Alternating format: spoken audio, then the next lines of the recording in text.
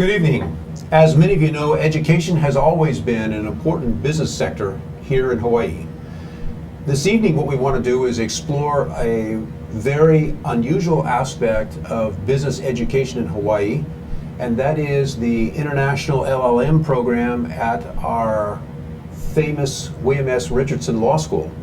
And to do that, here in the audience, we're going to have we do have the director of the LLM program, Mr. Spencer Kimura. And Spencer, nice to have you with us here.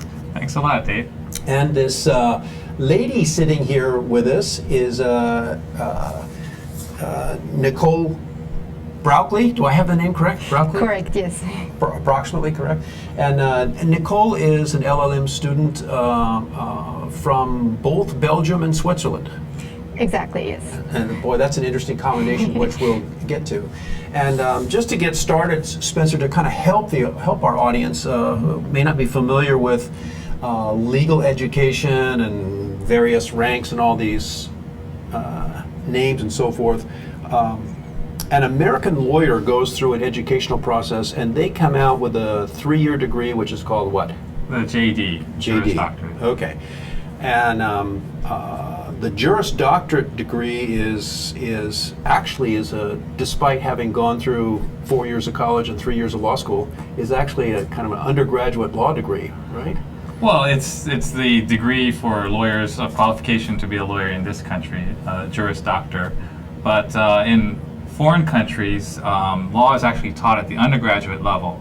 So as we would major in math or science or anything, in other countries you would major in law.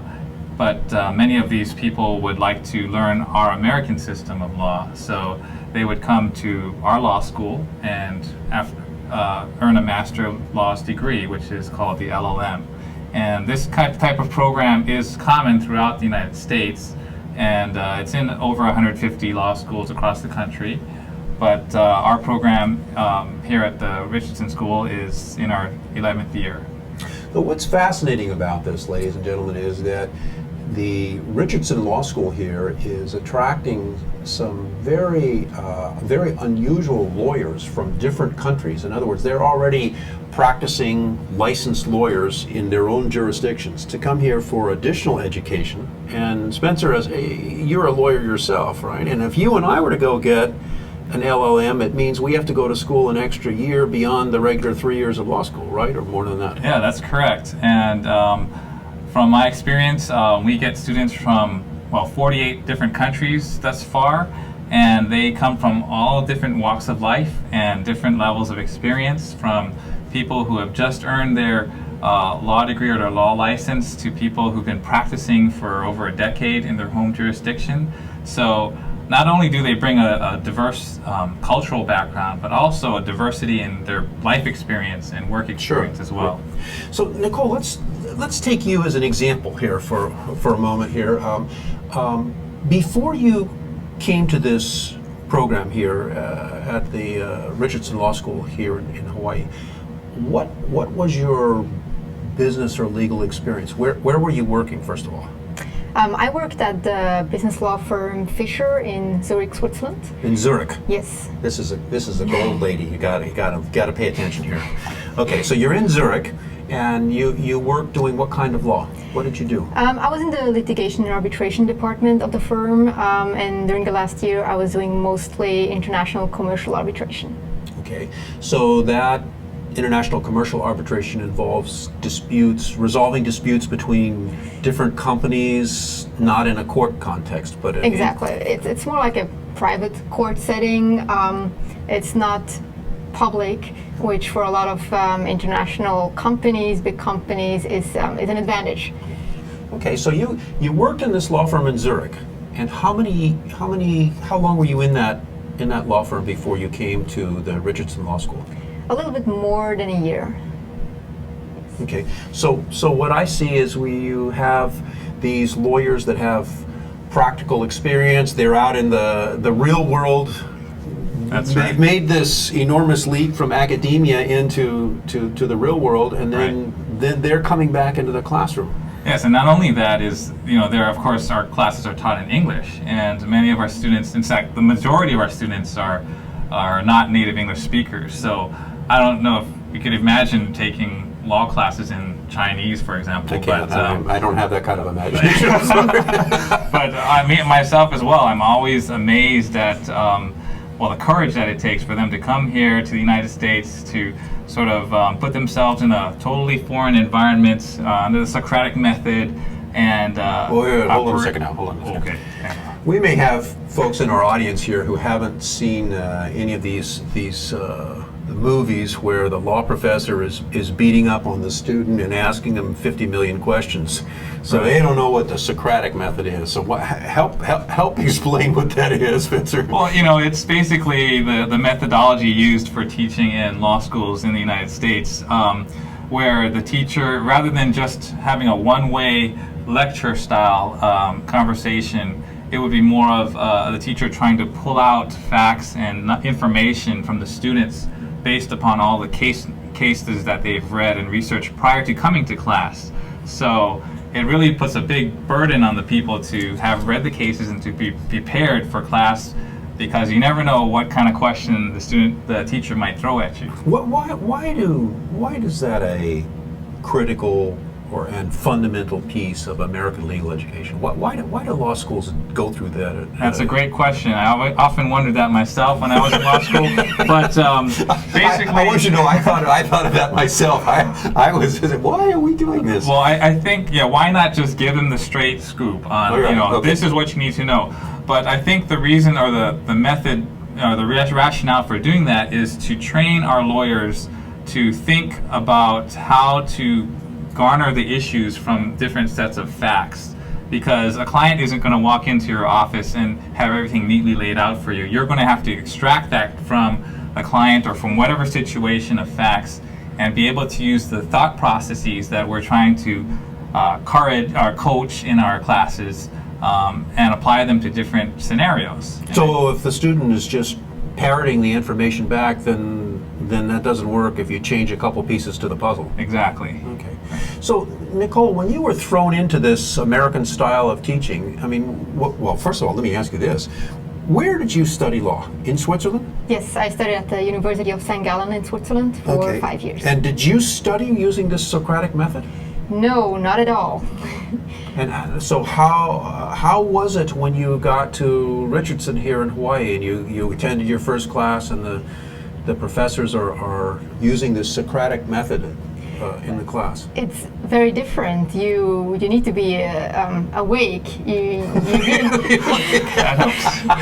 being asked a lot of questions that lead into a discussion, and the whole lesson might be one discussion, and you walk out of the lesson, and I used to ask me in the beginning, like, what legal rule did I learn today? We just discussed, and actually those legal rules are in those discussions, and they crystallize themselves out of them. But you first have to learn this coming from a civil law system where the legal rules are in a code book. So you can't just find the rule. Exactly. I need to read cases here and find out what the judge has said about a particular topic. You know, we have a term for that, and ladies and gentlemen, I'm sure you'll appreciate this. It's called learning how to deal with intellectual fog, and so that the American lawyers are dealing with this amorphous fog, and you have to learn to fight and navigate your way through this fog, which we call the common law. Something like that, Spencer? Yeah, I think that's close to what we're doing here. So you've gone through, in addition to the culture shock, some language shock, but the intellectual shock of operating in a totally different environment than the way that you've been trained so far, right? Yes. So how is this? Is it stressful? Not that much, because luckily, due to the way how the LLM program is structured, there's a lot of the pressure, the academic pressure, is relieved from us. We know we don't have to get A's in every single class. We are studying at a credit non-credit basis, which helps us focusing on those cultural issues, those differences to our own system and really learn to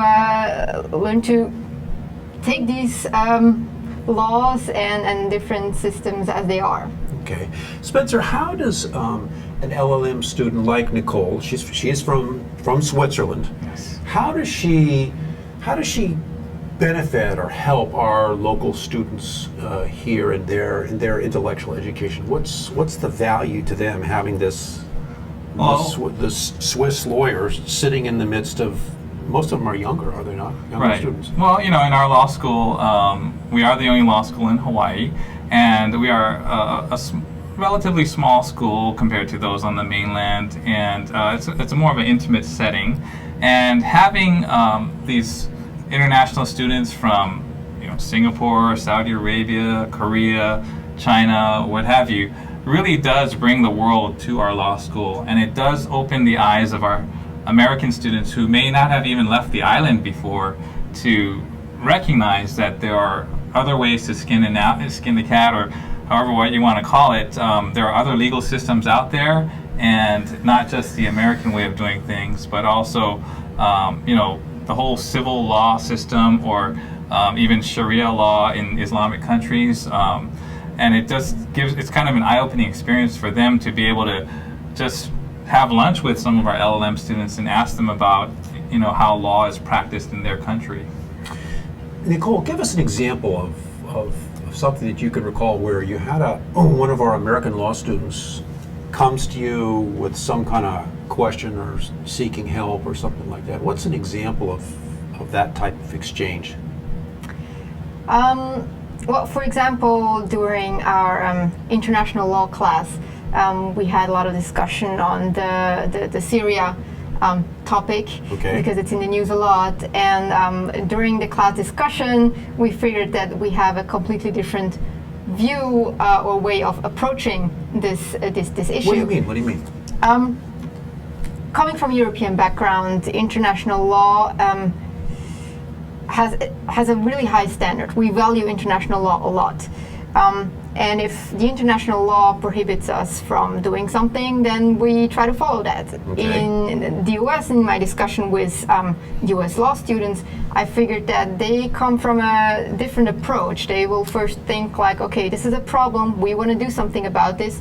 Now, how do we figure out a way to do this despite international law, despite laws prohibiting us maybe from going this or this way?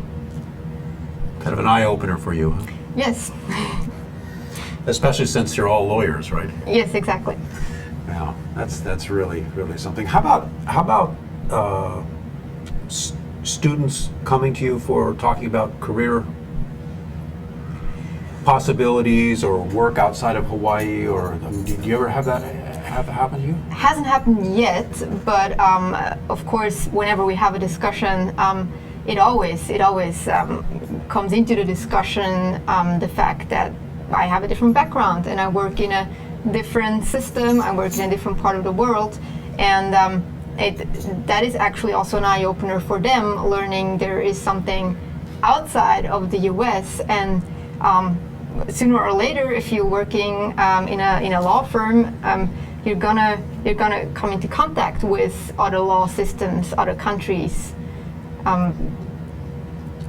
We are just about at a commercial break, Nicole, and I want to thank you for adding to this discussion. And so, ladies and gentlemen, what's going to happen is after the break, Nicole is going to morph into this incredible LLM student from Singapore. I'm not going to mention his name yet, but you'll have to watch this because this is an amazing transformation we're going to do, and the technology to do this is very, very cool.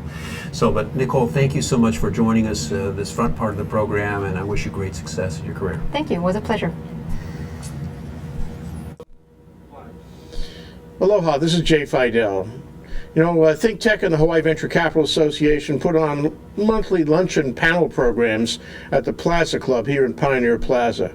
Our program this time is on September 26th. It's called Solar in Hawaii. We're going to examine the solar industry and see what's in it for the long haul. We have a great panel, great moderator. We'll be sending out email on this. If you want to be in our email list to receive the details, check out thinktechhawaii.com. In any event, you can sign up for the program at hvca.org. Thanks. See you there. This is Jay Fight. Aloha. My name is Mike DeWert. I'm the Chief Scientist for ThinkTech Hawaii. I'm also on the board of the Hawaii Academy of Science, and I'm the Energy Chair for the Environmental Caucus of the Democratic Party of Hawaii, amongst other things. Next week, on the 19th of September, I'm going to be doing a show with Jay. The topic will be how the 18th century had technology too. We'll talk about some of the technologies our ancestors had that we have forgotten and that we're going to need if civilization ever collapses. So, hope to see you then, and mahalo nui. Hi, I'm Jay Fidel. Yes, this is ThinkTech, broadcasting on Ustream and Spreaker both day and night, doing its thing on OC16 and Olelo, and uploading videos all over YouTube. Check us out and see the links on thinktechhawaii.com. Mahalo. We're back, and we're talking about Hawaii's education of international lawyers. I'm David Day for Asian Review. This is a ThinkTech global broadcast, and we have in the studio with us a number of folks, and some interesting things have just happened on the set here. But the person who's constant in all this is Mr. Spencer Kimura, who is the director of the LLM program at the Richardson Law School. So, Spencer, you're back. Yes. And I'm glad to have you here. Glad to be back. And this incredible technological morphing that just took place before the commercial, what happened was that the lady from Switzerland has morphed into the gentleman from Singapore. And so, Akesh Abhilash, Yes. Welcome. Thank you. It's Thank you. nice to have you on the show. Happy to be here. Thank you. Akesh, you are a Singaporean national. Yes, I am. And educated all the way up through practicing lawyer with even some additional education in Singapore, yes? Yes. Yes. And how come you're here in Hawaii?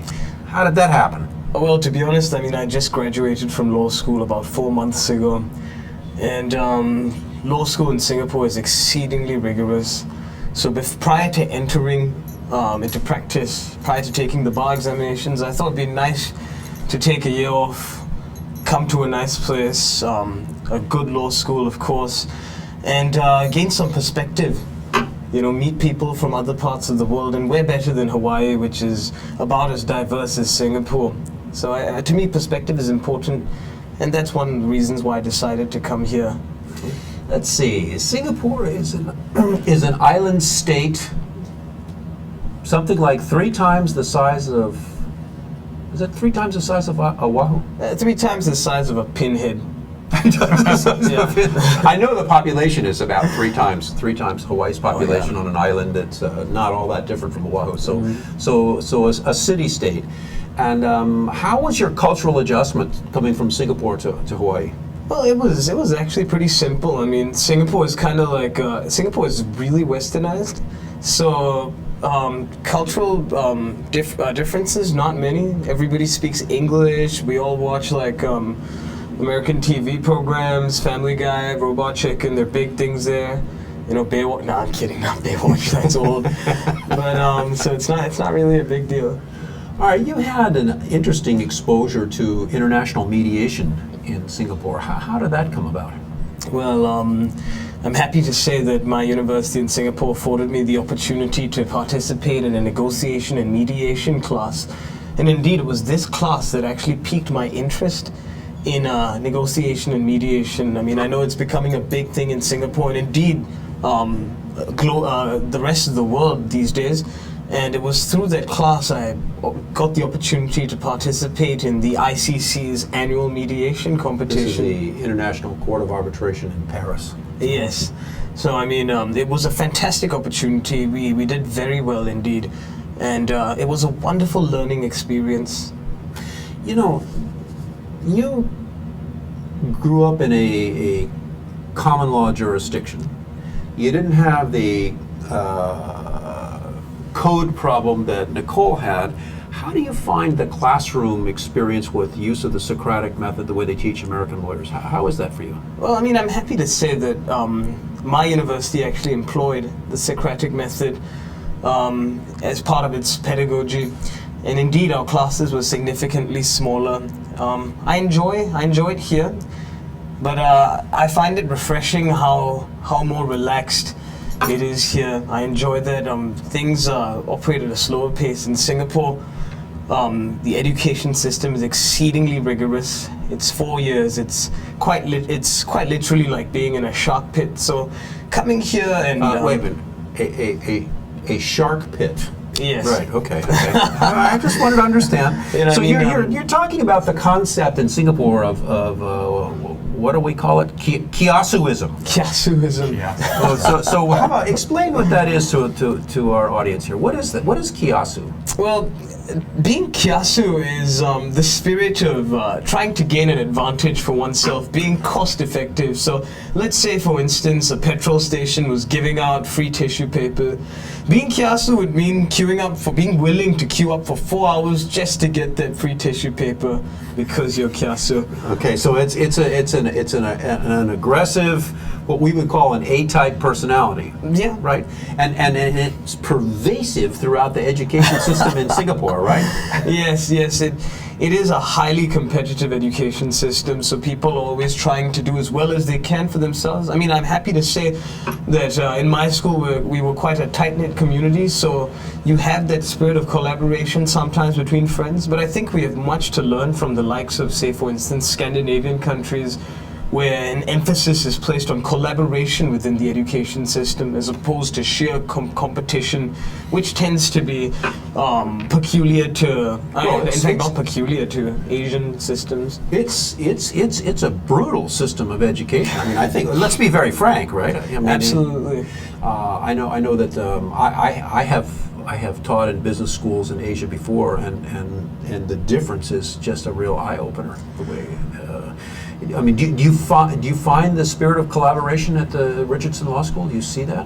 Yes, absolutely, and that's why I found it so refreshing. I mean, the students are open, professors are enthusiastic, people are always happy and willing to help.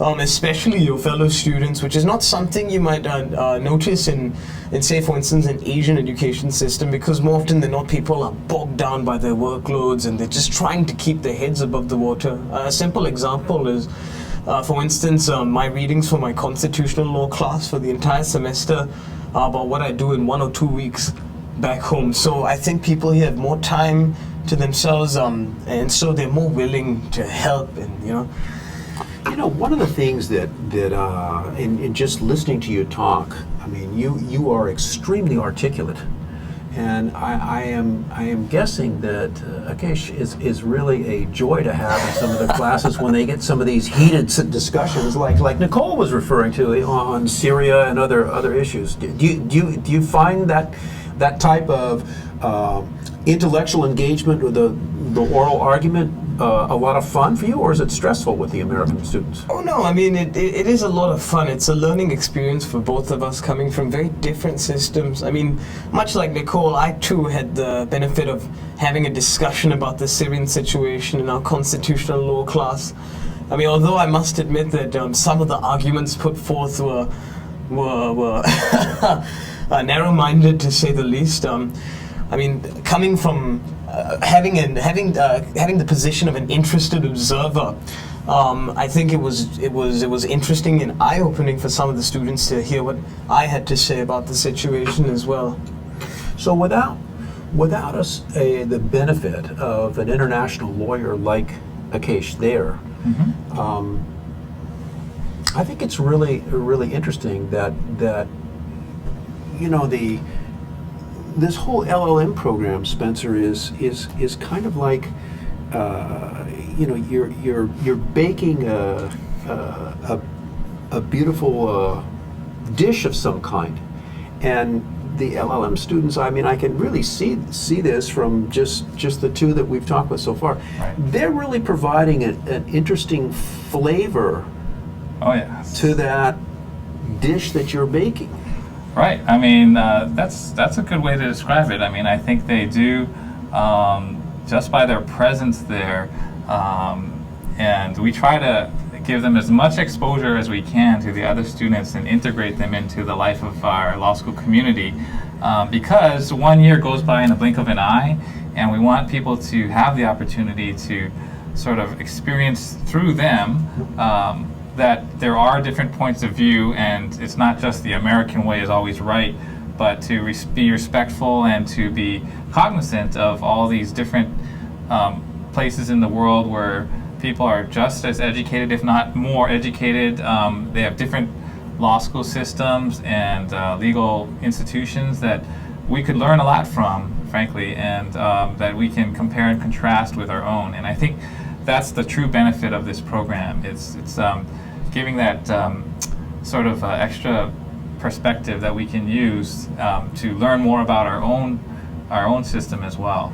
You know, Akesh, you come from a country where you have tremendous ethnic diversity, and in a tight urban environment where a lot of shoulders being rubbed, if you will, you know, and people are close together, and you know, you've had the benefit of this international mediation program. Have you had discussions with law students at Richardson about the challenges of working cross-culturally across an international border or with different cultures? Have they had those kind of discussions in any of the programs that you've been involved or classes? Well, I'm happy to say that I have. I mean, I've spoken with a few so-called native Hawaiians who some of them voice some discontent at having to share their island with perceived outsiders. There are those who are happy to have them there, and so in some of these instances you have this cultural clash between those who want to hold on to their traditional culture, right. and those who are happy to accept other cultures and to an extent integrate into a wider society. Now, is this in a course or just in your informal discussions? It's largely in my informal discussions. None of my courses have afforded me such an opportunity. Well, let's hope that they will, depending on your course selection. But so I'm curious, in this particular situation you're talking about, how have you contributed to this discussion? Well, I often use the example of Singapore. That was very much the case in Singapore for a while with the Malay community, who were the indigenous population there. Right. But I mean, happily enough, through a series of shared experiences that the Singaporean youth goes through from a young age, school, integrated housing, army.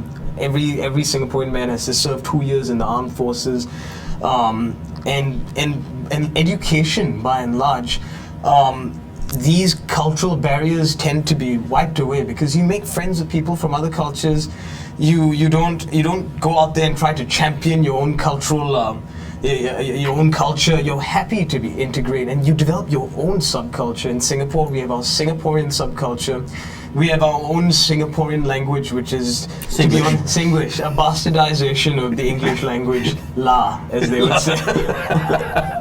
Can you know, just for fun here, can you, I'll tell you what, I'm going to give you a paragraph in English, and would you, for our audience, would you give them a little Singlish flavor and just so they can hear what it sounds like? Because just take this first paragraph here, and let's do a little language demonstration here. Can you do that? Try it. Okay. Education has always been very important for Hawaii, and has become quite power-packed in legal education. But do you know there are many very Sibe Ho international lawyer in Hawaii for making legal education more steady? Is it only this law school that can give so many things to people from other countries? So the question is, why do you want to come to Singapore? Huh? What is the impact they have on the foreign lawyer? Can say or not? And that is well, you've got. Forget this lawyer business. We gotta get him set up with Comedy Central. Or where's your agent? We gotta call your agent right now. That's great. That's great. I was a stage actor for a number of years. I can tell that there's a little more there than just meets the eye.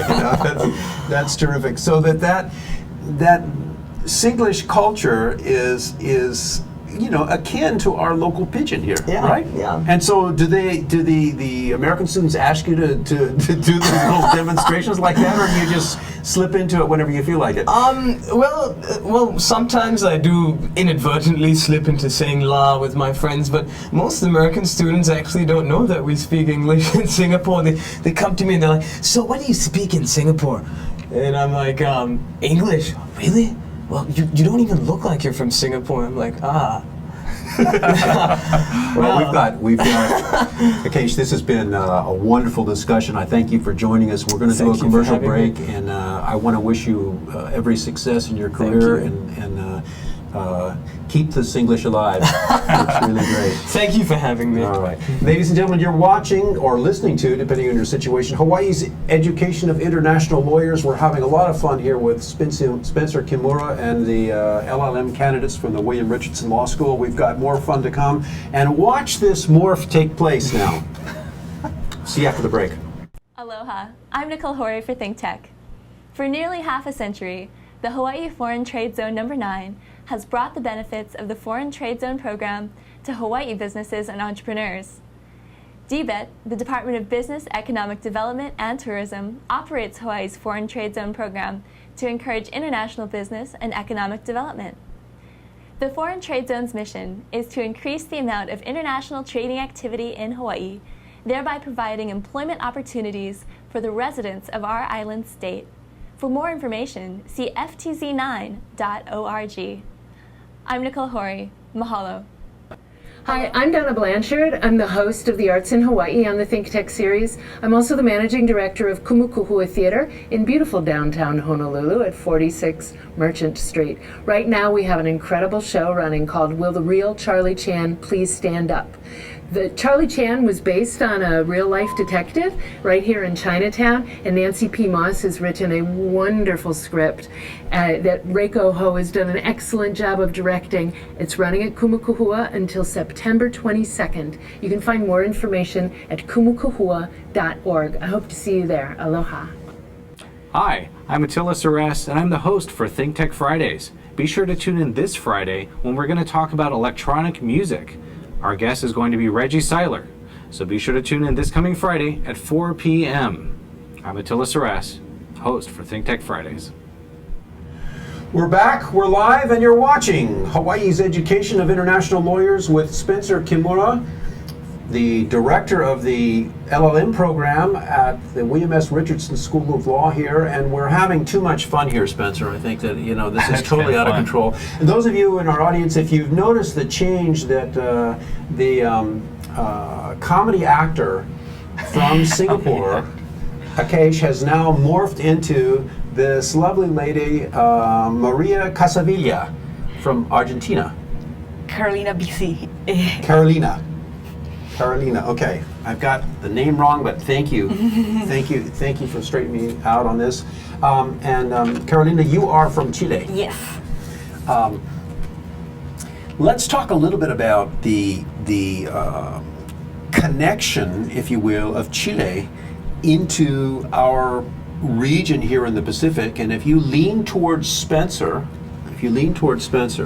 our audience can see the coast of South America there, and so Chile is on that coast. Yes. It's the skinny long country Right on over the her shoulder. side. Right Yes. over the shoulder, right? Okay. So Carolina, tell us about Chile's connection with Asia and in the Pacific here. How does that work?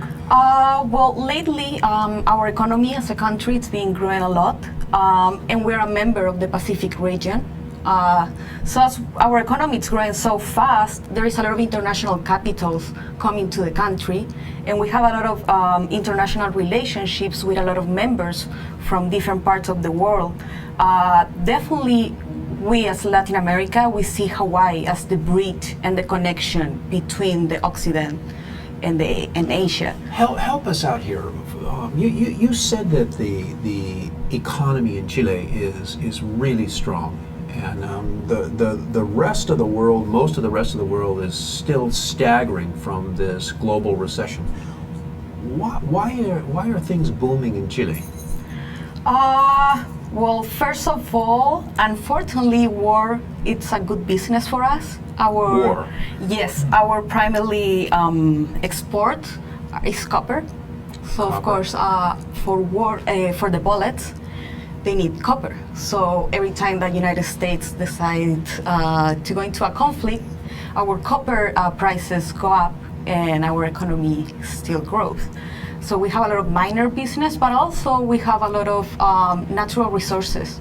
Water and salt probably are the biggest one right now. You came to the Richardson Law School with a really different kind of background than other students who were in the regular American students in the classroom. Where were you working in Chile before you came to the law school? I started to work in a Maritime company. I got transferred to Mexico. I was on the insurance department. So we were pretty much analyzing a lot of conflicts between the company and their customers and all the international relationship that might happen when you're shipping something from Chile through Mexico to United States. So were you, this maritime company that you work for, it was called? Seaboard Marine. Seaboard Marine. Mm-hmm. And were you physically transferred from Chile to work in Mexico? I request the transfer, yes. Okay, and so you were sitting in Mexico? Yes. Wow. And handling all kinds of customer problems by Mexican nationals having to do with shipping problems, I'm assuming? Yes. Most of the time shipping problems, but of course the insurance company was our biggest actor in all of our actions, yes. So how has the transition been from this, you had a education growing up in Chile, you work in Chile, you work in Mexico, you come to Hawaii, you have a period of time where I think you told me you were on Maui for some time to get acclimated, and but how is it, when in the law school? What's that experience like? I'm very excited. I'm really enjoying it. I'm having a lot of fun. It's refreshing after graduate from a civil law school. A civil law school. That's how a civil system law school. Okay, that's the code system that we were talking about before, right? Exactly, where they teach us the law. So we have to study the law, and the precedents are so important for us. And I believe that this is a little bit more refreshing for me because they're complementing my legal education, and I'm having a training for Think as a lawyer. They're in South America. Okay, let's try to explain this for the audience, because this is not easy to grasp the difference intellectually. So in a civil law country like Chile, the law is written down as a code, right? There are this law, and so that's all these laws. Exactly. Actually, we have more laws in this country, I'm sure. but we won't go there. We just take the IRS code as an example. Right.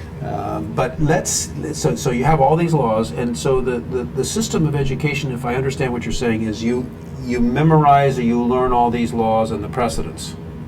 And so when you have a problem, it has to fit into this one box. Exactly. So then is when we trust in our judges that they know about the law, and they are the ones who know what's the best way to apply that specific law to that particular situations. Versus here, that I feel that it's more flexible because the judge have a lot of power. They can change the law, and they can move if there is any context that have changed, and the system is constantly changing versus our that it's established. Okay. We have the security that one decision is going to be always the same. Okay, and so how has this transition been for you in talking, this Socratic system of education that we were talking about earlier in the program? How is it for you? It's been a little hard, yes. Is it stressful? Stressful, I have to admit, it's funny, when we visit the Supreme Court in Hawaii, they were talking about the rival crisis. I feel that in my first week I have a little of a rival crisis. I asked to myself, what I'm doing this again to me? I already went through law school one time. Why I decide to join this again? But now that I start to understand it and I start to follow the class in a better rhythm and I feel more secure, I start to like it and I'm enjoying it a lot. Yes, I'm more intrigued by this system and I'm understanding why things work in this specific way in this country. Spencer, how do the LLM candidates in this program, how do you think they help the American law students in terms of future career in a cross-border type situation?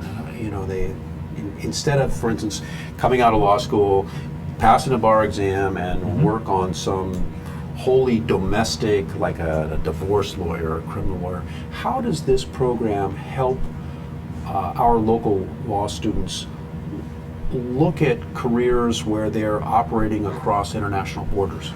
Well, the program, I think it helps in that by having our LLM students in, for example, negotiations class, Professor Barkey's negotiations alternative dispute resolution class, which is very popular among our LLM students. He focuses a lot on cross-cultural dispute resolution, and it really helps to have people from different cultures and different negotiating styles to sort of demonstrate that the person across the table might not be from your country and might not even speak your language. So how are you going to deal with that?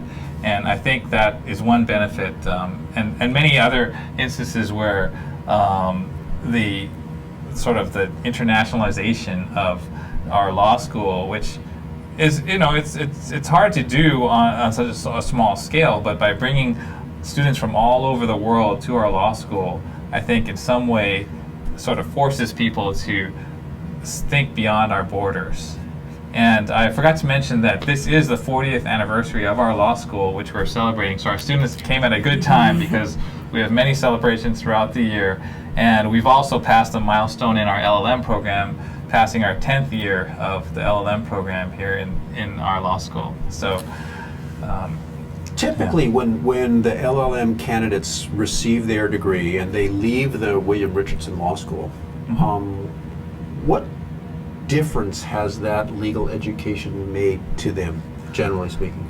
Well, for one thing, it does give them at least a broad view of the law in the United States, as well as the legal education system. And it gives them sort of a more appreciation for how American lawyers are trained, so that they can, if they ever deal with American lawyers on whatever it might be, a multinational international business transaction or something, they can sort of speak the same language. I mean, not just learning vocabulary words, but also learning the social context in which these laws or practices are actually implemented in, you know, a business transaction or within an American legal firm or legal structure.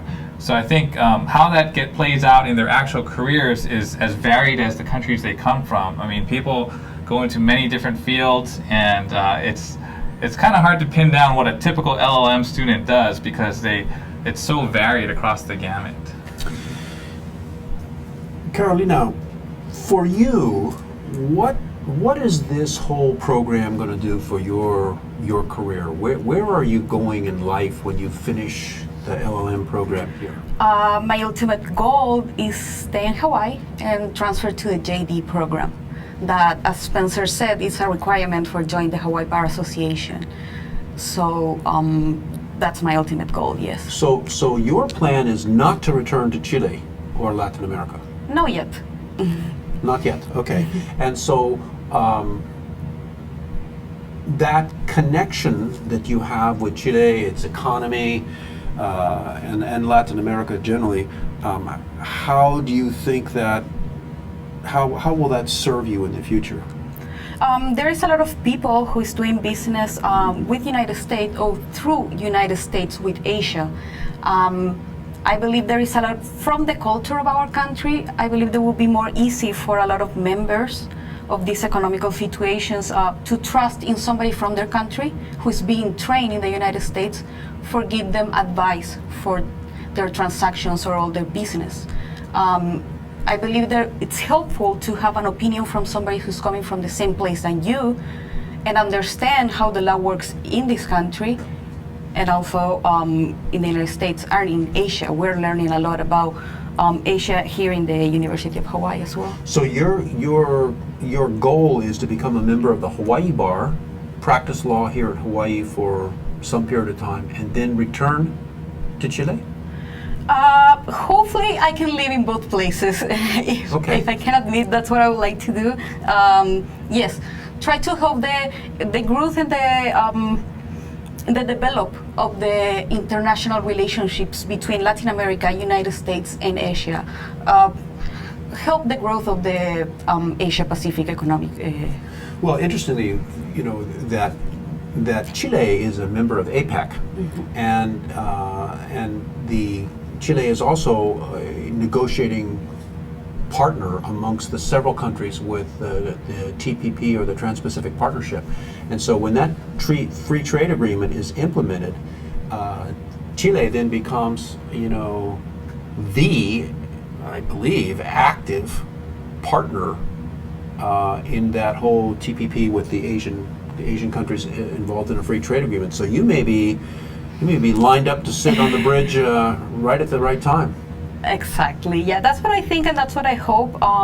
Right now, I'm lucky enough to come from one country that I believe is standing strong, representing Latin America in the Asia Pacific region more than anybody else. I believe that our economy and our policies are more focused on the international exchange versus other countries who are trying to develop their own economies, but not through an international context. Okay, we are coming up on a break now, and ladies and gentlemen, you are watching or listening, depending on your situation, Hawaii's Education of International Lawyers with Spencer Kimura from the University of Hawaii's William S. Richardson Law School, and a number of candidates for the LLM degree.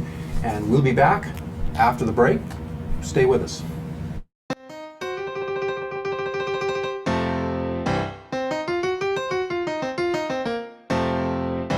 I'm Bill Spencer, president of the Hawaii Venture Capital Association. We do monthly luncheon programs with ThinkTech about things that matter to Hawaii entrepreneurs, investors, and business service providers. So join us on the fourth Thursday of every month at the Plaza Club. For information about upcoming events or to join our mailing list, visit hvca.org. See you there.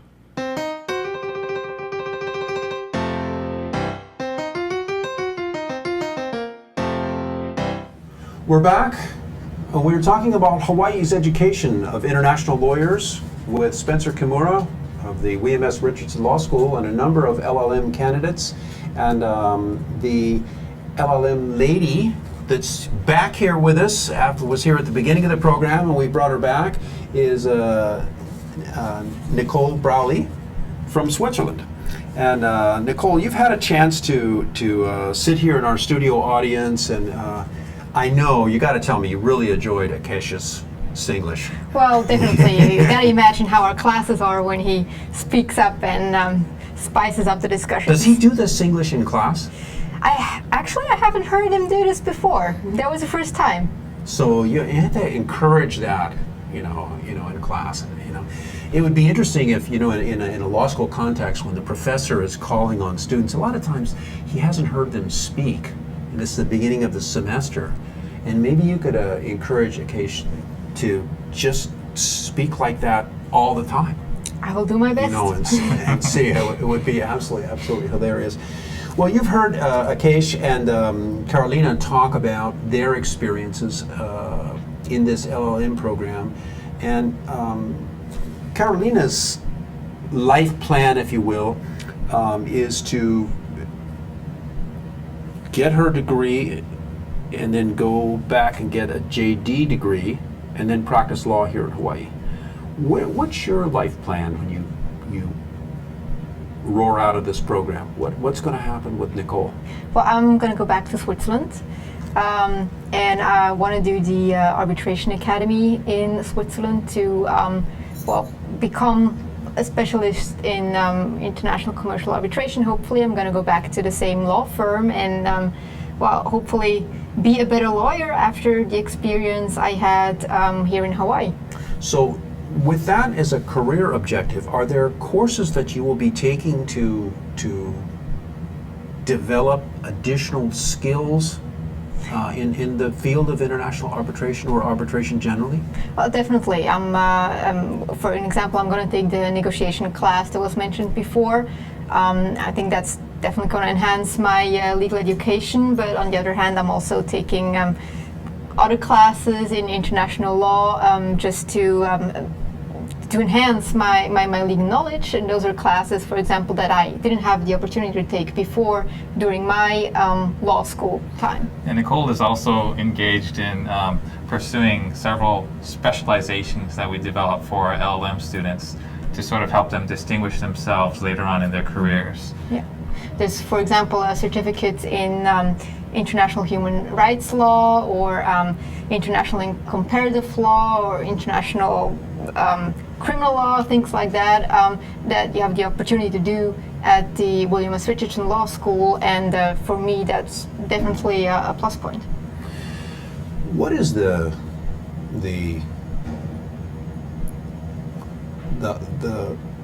impact upon you as a lawyer when you're in a situation where you're in a classroom, there's all this talking and discussion and arguing going on, and then sometimes even some yelling back and forth? I think people raise their voices.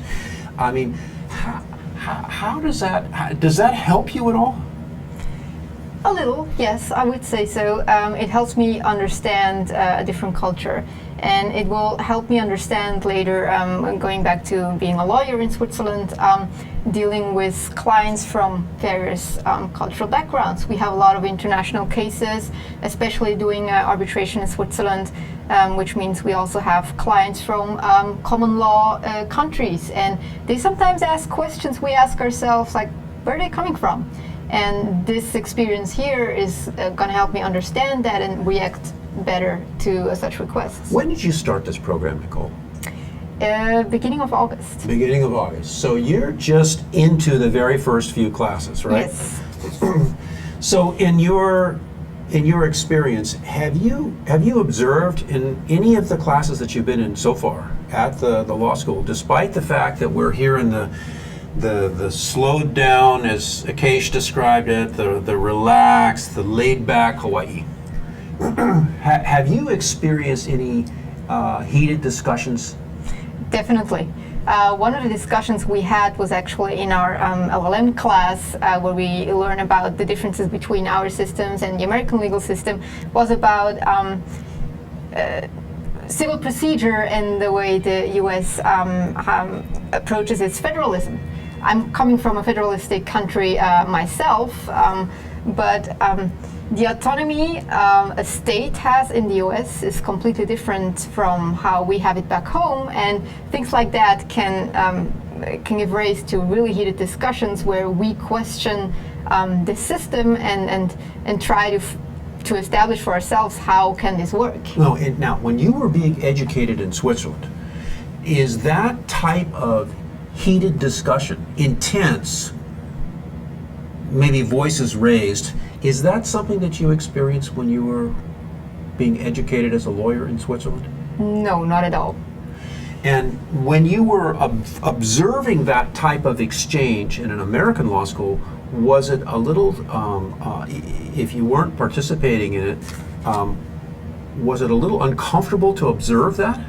In the beginning, yes, because you don't really know what is expected of you, and then you suddenly have the discussion, and you kind of feel the urge to participate in it. But on the other hand, I was raised in a legal education system where you sit and observe. Very Swiss. And you learn from the professor teaching you the law. All right. And so now, you've been in, what, 2 weeks of classes, something like that? Yeah, I think so. 2 weeks of classes? Okay. All right, great. Well, we have a question from our studio audience here. Let's see what we've got here. Stand by. We just have a minute or two left. Well, it's not so much a question as it is a comment. I think in most of the jurisdictions, when you are arguing, once you feel the need to raise your voice, you've lost the argument. I want to make sure our audience heard that. When you raise your voice, you've lost the argument. Well, if you need too much time to get the courage to raise your voice, definitely, and you have to learn, which is actually a very important skill as a lawyer, to make up your mind quickly, participate, and make your point. Well, Spencer, this has been a fabulous time with you. It's great to see you again. It's been great being here. And Nicole, thank you for helping us to kind of make this whole situation with Hawaii's education of international lawyers come alive for our audience. I appreciate you taking the time, and Akesh and Carolina, thank you so much for participating as well. You've got a fascinating program, Spencer, and I think our audience can see that it has enormous impact on the education of our local lawyers as well as the foreign lawyers who are coming here. Right, and I'm so privileged to be able to observe that firsthand and to shepherd them through our system here, and I really truly feel that we are providing a benefit to both parties, for the students themselves as well as the legal community here at the law school and in Hawaii in general. Ladies and gentlemen, you've been watching another ThinkTech Global broadcast. I'm David Day for Asia in Review.